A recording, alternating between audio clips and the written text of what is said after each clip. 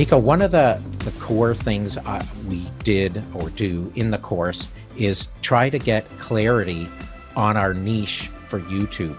Can you sort of just first explain how important that getting that clarity is, and some of the techniques that you use to help people find their way to get clarity on that?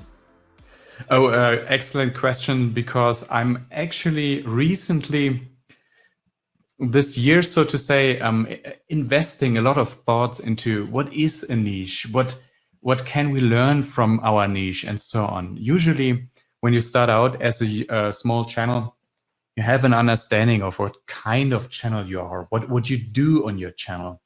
But the longer I invested thinking about niches, the more I understood you can dig deeper, deeper, and deeper there. And even the very large channels are still thinking about what is their niche, how can they improve the niche that they are working with on their channel even more. So it is actually a more important question than maybe in the beginning. I personally, at least, thought that you decide your niche very early on when you start your channel, and then you're done, and everything after that is kind of set in stone because you have your niche. For me, for example, I understood that my expertise can be best shown when I'm focusing on YouTube strategies, so how to grow on YouTube. And for example, I'm happy to hear, by the way, that you're doing a course on that too, how to edit great videos, right? Yeah, that's going to be one of my next courses. That exactly. And it's so important, actually, because we will later learn also that this reflects in your analytics and how YouTube sees your videos. Yeah, if you have great editing, people watch for longer, and so on. It's super important. And you have kind of these two things: YouTube strategies on one hand, like what can you do, YouTube SEO, we will talk about that, for example, how the algorithms work and so on, strategy. And then you have to make great videos, right? You need both. And first I thought like I should do both because both are important for creators.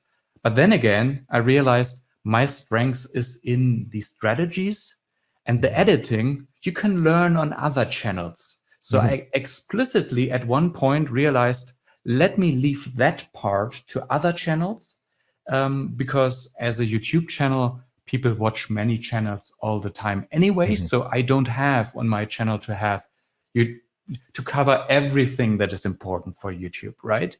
Absolutely. So, can I ask a question there? Yeah? Just sorry to interrupt, but it's an important thing if you can just factor this into the discussion. So my personal strategy, I'm helping video creators, right, to succeed in using YouTube and video to help them in their business or get their message out, right? So I look at my thing as an umbrella niche. So I have, YouTube in there, and video editing and video marketing and social video. So I have a mix, and I know that's not per se optimal if you're looking to maximize your metrics and your you know what I mean, like necessarily for the subscribers and views. I just would appreciate that if in what you explain, I guess that will come out in the niching and tightening of that. Explain just where the concept of umbrella niche does fit in and where it might be relevant, because it may not be the case that someone's just going to, like, for example, be only a YouTube specialist or a Photoshop specialist, depending on what it is. They may decide, because I'll call it YouTube Y, encompasses more than just that. So that gets all into like, why are you going on YouTube too, right? Yeah, true. And you know what? It is perfectly fine to have this umbrella niche, as you say, because it is all about what do your viewers expect from you, and you're positioning yourself as someone who provides the full picture. Right. I am positioning myself as providing specialized things that are one slice of everything that YouTubers need to learn. Right. So that is an active decision. So Sure. what are the things that you want to offer to your audience, right? So it was basically an example.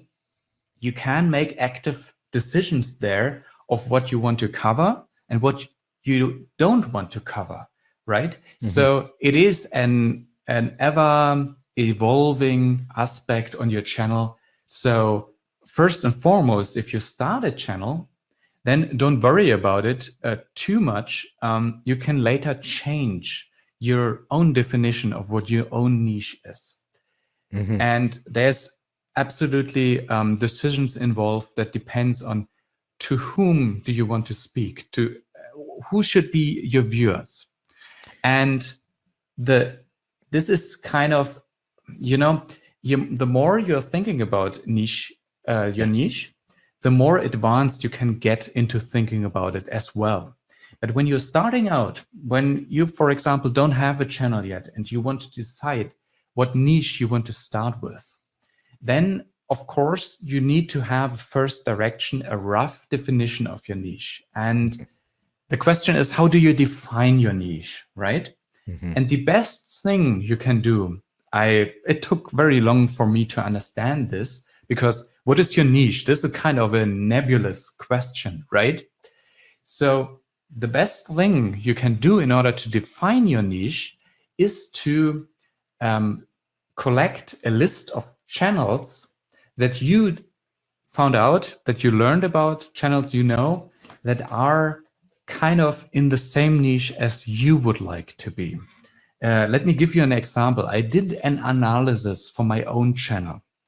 And this analysis brought me this graph here. So you see my own channel in the middle, and then you see more and more channels here.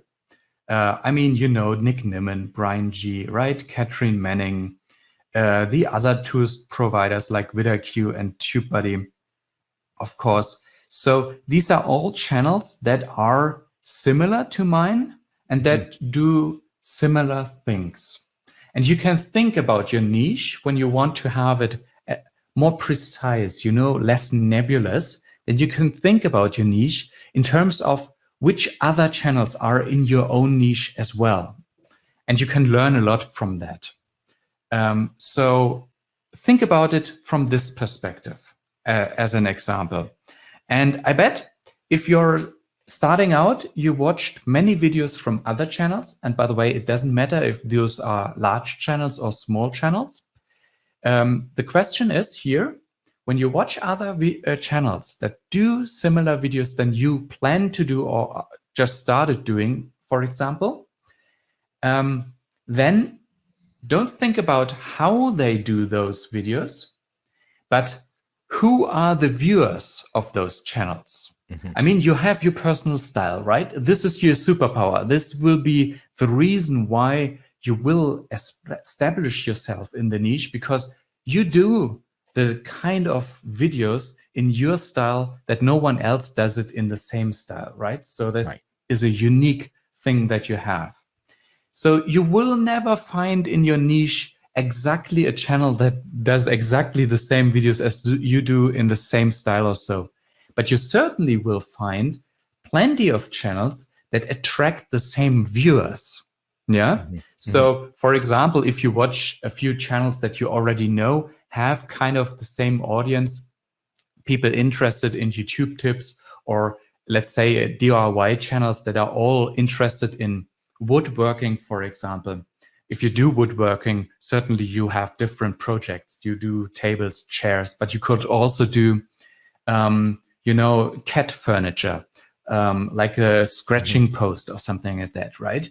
So both channels, those that do chairs and tables and those who do cat furniture, attract people interested in woodworking in general, DIY woodworking, so to say.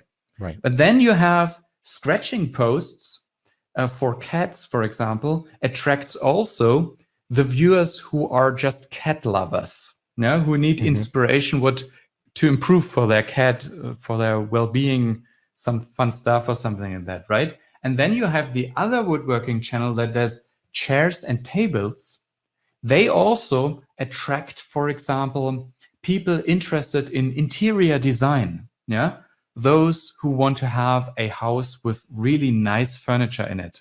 So you can understand, like, both have woodworking in common, but both also attract slightly different audiences. Just as an example to understand the kind of videos you put out there attracts different people. And if you watch other channels, that you can always think about, which people do they attract? And do you want those people to be viewers on your channel as well? And by the way, feel free to read the comments of those other channels that you found to understand a little bit more about what are those people. And this way, you can slowly collect channels that attract the kind of viewers that you want to attract to. And that is the starting point to understand your niche much better.